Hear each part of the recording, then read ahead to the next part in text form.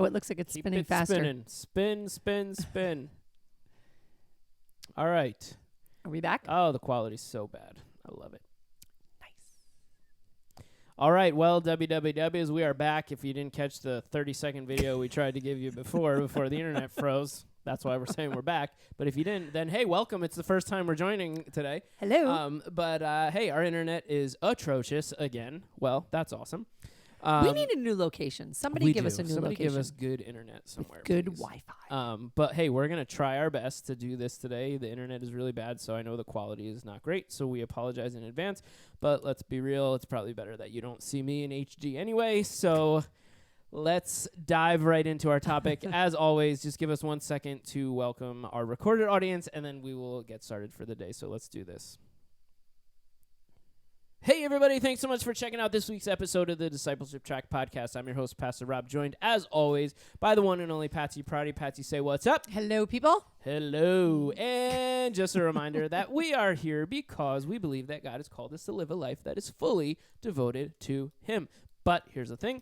We got to put in a little work. It's not just going to happen on its own. So we create these podcasts pretty much each and every week so that we can grow on the go. And we hope that we're growing with you wherever you're going. Whether you're working out in the gym, hanging out with the kiddos at home, cooking in the kitchen, walking the dog, wherever it may be, we hope that we get to do it with you because we want to grow the community of people here that are committed to living a life that is fully devoted to Him. So just kind of recap real quick, we just wrapped up a little series, I guess you could call it on a pod. I don't know what it's called on a podcast, but I guess it's like a series on what it looks like to have untouchable faith. And we've been kind of walking through the book of Daniel over the past few weeks, and it's been really good. Yeah. I really enjoyed it. I love the feedback that we got from other people about it. And it was a good time. But with that, we're going to jump into a new kind of series of discussions over the next few weeks. I don't remember what we said we're going to call it, but that's okay. But so we're going to dive in. And I said before, we're going to try our best because we're a little bit late today to the podcast game. So we're going to try our best to keep this podcast 20 minutes or less, more on the less, though. Okay. Let's do it. All right, let's try to do that. Let's so I'm going to stop talking. Why don't you dive in? So today is one of the things that's very cool is this is a listener/viewer request or suggestion. And we're always asking you guys for that. So we got a suggestion. I think it's great. So today, if you read the caption, if you're on Facebook, it's about life-changing moments. I'm going to start with the story. So my daughter's, my oldest daughter, Brittany's boyfriend, Vinny. Hi, Vinny. Love you. Vinny! Yay! What's up? So he was over, a couple months ago, telling us his story how he and his friend went to Dave & Buster's. So, two guys in their 20s at Dave & Buster's having a very, very good time. Great. So they're goofing around, being silly, spending the whole day playing every game, and they're winning, and you get 8 gazillion tickets. But these are like grown men, grown young men. And they get all the tickets, they exhaust all their cash, whatever, their time was up, and it was time to go. And they're looking at each other going, what the heck are we going to do with all these tickets? Like, what do we do? And they're like, I don't know. They see this little kid coming towards them by himself, just kind of, not lost in the crowd. I'm sure there were parents somewhere, but looking a little like, like I don't have a friend. I don't know. There's no one I'm hanging out with today. And these 2 grown guys just look at each other. They know exactly what they're going to do. They walk up to him. They're like, hey, kid. And they hand him all the tickets. And Vinny's, if you could have seen Vinny's face when he was telling the story, he's like, this kid's face lit up like we just handed him $1 million. That's cool. And I said, but to a little kid at Dave & Buster's, when you hand him all those tickets, you could almost get an eraser. Yeah. You handed him like the greatest thing in the world. And that story in my kitchen sparked a conversation. And the conversation was about life-changing moments because I said to Vinny, that little kid is going to tell that story for the rest of his life. He is going to be like an old man going, I was in Dave & Buster's once when I was a little kid and these 2 men gave me these tickets. It's just going to be the story that follows his life because it's really a life-changing moment. And we just started having this incredible discussion about, think back to when you were a kid or when you were a teenager or young adult or, like me, middle-aged. What are those little things that you thought had no impact, whether it happened to you or you did it for somebody else? And how it changed the course of your life. So I guess I'll throw the question out to you. I don't know if you can think of one or not, but something along those lines of what happened to this little kid. I don't have one off the top of my head of something in my life, but I have one. I don't know if I've shared this story on the podcast before, but so sorry if I'm on repeats. I don't have that many stories. So We need to get Rob a better life. but please do. But yeah, so if you don't know, I have 2 young kids. I have a 9-year-old and a 7-year-old, and we like to go on vacation to this little place in Lancaster, I think is how the Really? locals call it. Say it again. Lancaster. I wish I could be a local there. It'd be so cool. But that's like our little happy place. Oh, But anyway, you would fit in. I think I know, you're right? going for the whole look. I know. But anyway, we were there a couple of years ago, and it's like on any vacation, like certain people have certain things. Like we're either going to sit at the pool and do nothing for a week, or we're going to schedule out like every minute of every day. So my wife and I try to kind of fall in the middle of that. Like we'll have some plans and then some unscheduled, whatever. And so this was going to be one of those days that was going to be, okay, we have our plan. This is what we're going to do. So we went to eat breakfast. We were coming back from breakfast, and we were like, okay, we have to get going. Like this is the day that we're doing X, Y, and Z. And at the place where we stay, there's a tennis court. Now my kids are 7 and 9. We've never played tennis a day in our life. But I used to play a little bit for fun, but they've never played. So there was this tennis court, and somebody had left tennis rackets out, like the hotel's like tennis rackets. Okay. And so my wife was like, hey, I just got to run inside real quick and grab something, but then we're going to go. And I'm like, okay, cool. I'll keep the kids outside so that it doesn't take 4 hours to get back out here, right? And so she runs inside, and my kids see the tennis rackets, and they're like, let's go play tennis. And I'm like, cute. We've never played tennis ever. This is a disaster. But I'm like, okay, what the heck? So we go to play, and they pick up the rackets, and they had the time of their lives. Like, cute. And it was one of those, again, it was one of those moments that like I'm watching this, and I'm like, this is where we need to be right now. Yeah. Like nothing else matters than right here, Right. what's happening right now. So my wife came out, and she looked, and she was like, tennis, really? Yeah. Like that's we interesting. don't play tennis. And I said to her, I'm like, everything needs to stop. This is what we're doing. And we ended up playing tennis for like 4 hours. Oh, that that's day. so cute. Like, I love and it. it was just not, and it was terrible. Like But horrible, fun, right? but they were like those deep like belly laughs and like, and that was one of those moments like you were saying to that kid, like my kids still say, remember that time we played tennis when we were in Pennsylvania? And like we went and we got back and we went and got tennis rackets, and now like sometimes we'll go play tennis down at the tennis courts in town. But it was one of those moments that it was like completely unplanned. It was like, I'm just trying to kill time. And it ended up being one of those moments that as our family, we're going to look back at now and be like, oh my gosh, I'm never going to forget that time. Isn't that so cool? So you don't realize it maybe. And that's maybe what we want to address today is be in that moment and realize this could be a moment that changes the course of your life. And something whether it's changing your attitude, whether it's changing your interests, whatever it is, it can change the course of your life. And it doesn't have to be the $1 million thing. It just has to be that little thing that you take note of. When my kids were little, we were like, like you said, always busy. Who's going to school? Who had after school things? Who had sports? Who had whatever? Always busy. So in the morning, it was like, here's a granola bar. Here's a banana. Here's whatever. Here's no breakfast. Just go to school. So sorry, I didn't always feed my kids breakfast. I didn't always feed them breakfast. Sorry. Wow. But Saturday mornings. We won't be doing any series on parenting. I'll Saturday. tell you that much. My kids turn out good. They're good people. Saturday mornings we called it big breakfast. And it was like, we had pancakes, we had scrambled eggs, we had like whatever they wanted, bacon, sausage, whatever they wanted. And like you said, they still to this day go, remember Saturday mornings? So it's those little things. It wasn't like some big expensive thing. It was just the time and investing. But I wanted to, so now of course our podcast we're trying to link this to faith-wise, and we're becoming disciples of Jesus Christ. We're following him every day.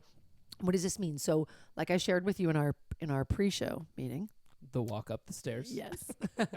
I have personally been studying the Gospel of Mark in my personal life. That's what I'm reading right now. And I'm thinking about the miracles that Jesus did along the way.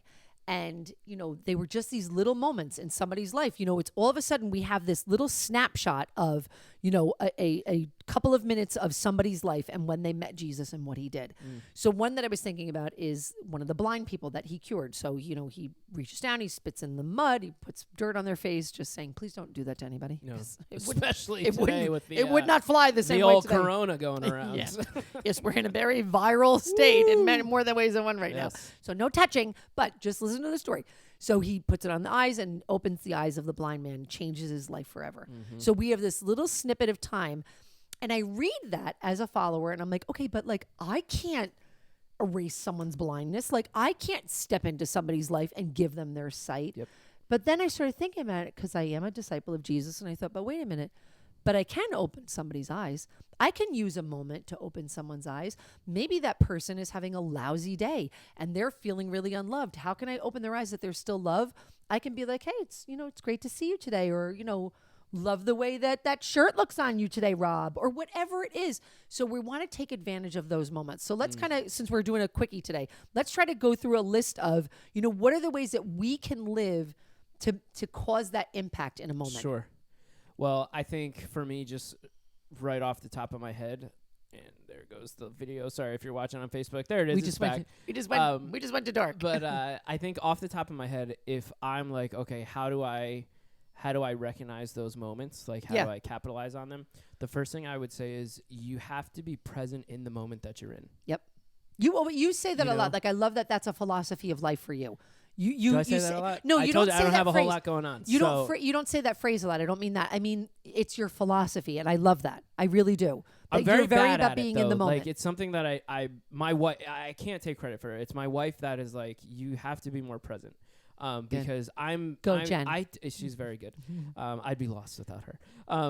But I think that's something that I have to work on, because I tend to think like an hour, 2 hours, 10 months, 10 years down the road. Right. Like, that's just the way my brain works. Like, I'm always thinking about, okay, what's coming next? Or like, okay, what do we have to do next? Or how do we prepare for what may come next? Right. And one of the dangers of that, or the tension to manage with that, is that I'm not very present in the moment that I'm in. Right. So like, I really have to force myself to be present in that moment. And so sometimes I'll just have to, as much as it kills me, like, put the phone somewhere else. Because even like, throw it away, even for if it's time. And people are like, oh, we'll just turn off social media. Like, it's not social media. Like, for people that have a brain that thinks more in advance, you're always trying to capture things because you don't want to forget. So even if I'm just like updating the shopping list, or, oh, I don't want to forget this note. Like, if this happens down the road in church, I want to make sure I'm prepared. So let me be thinking about this, or let me help our team with this, or whatever it may be. So it's not even just that you're like, oh, well, just stop scrolling on Instagram. Like, no, it's not even that. It's just that's the way some people's brain thinks.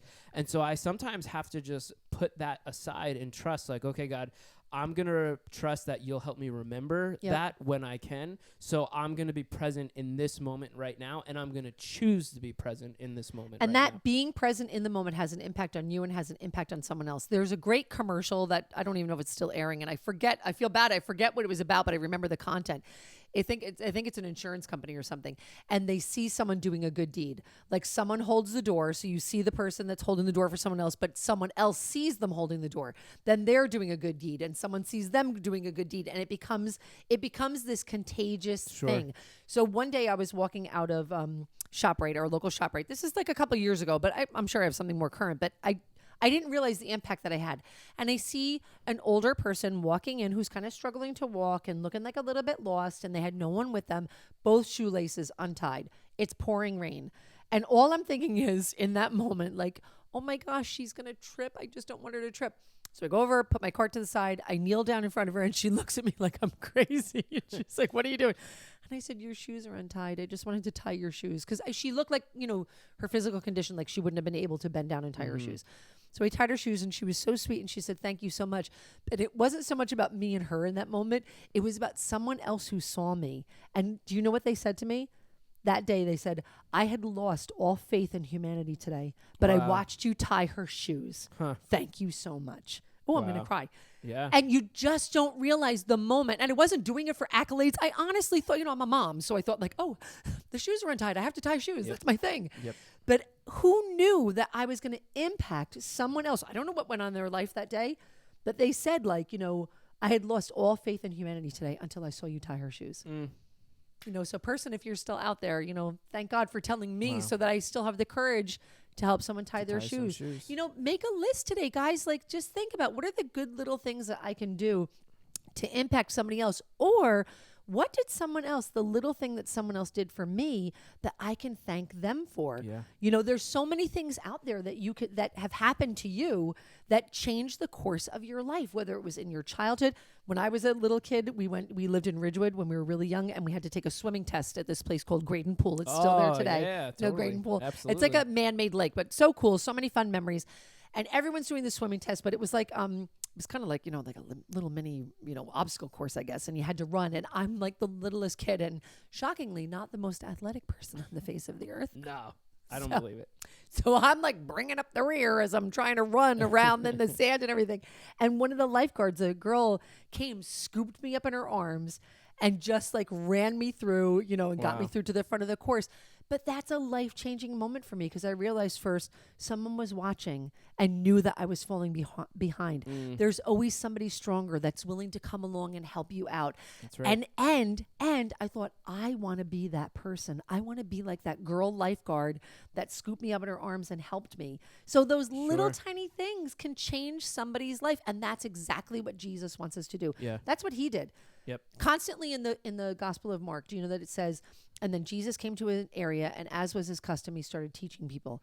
It wasn't like he had a sermon prepared and it was a big formal thing and there was sound effect. It was just people came around and he was always ready to like offer some wisdom. I don't know what he always taught them about, but he was just teaching them, teaching them about life.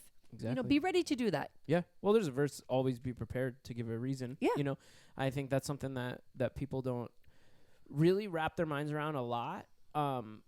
Because I don't think people understand how many things in our lives will make us unprepared to give a reason. So if we're not looking like something that someone would want to learn from or even look like or listen to, then you're unprepared.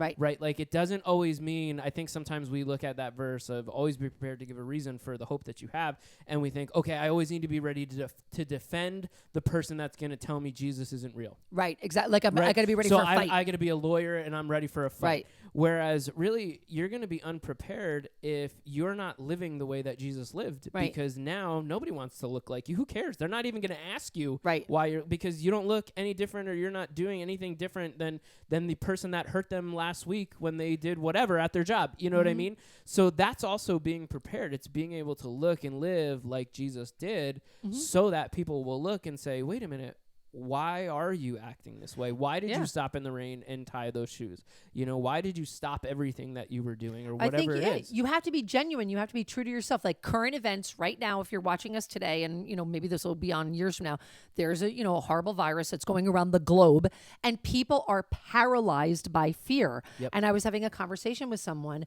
who, you know, we were going through all the ifs, ands, or buts, and she was truly, she's paralyzed by fear. And I just said to her in the course of conversation, doesn't have the same faith as me at all. We are completely two different faiths. And I said, hey, you know, so-and-so, we can still pray. And that's what it means to be ready because, when I tell you, that was a conversation changer. She started to cry and she goes, you're right. I can pray. I said, yes, you can. And God is bigger than this virus. And that doesn't mean that there's a magical switch that God's going to turn it off today. But I was like, you don't have to live in fear with nothing to catch you. You can fall into the hands of God and you can just say, help to calm my fears about this. Maybe you're watching today and your fear is the virus or it's something else. Pray. Just talk to God about it. If you don't know how to do it, it's easy. Just talk.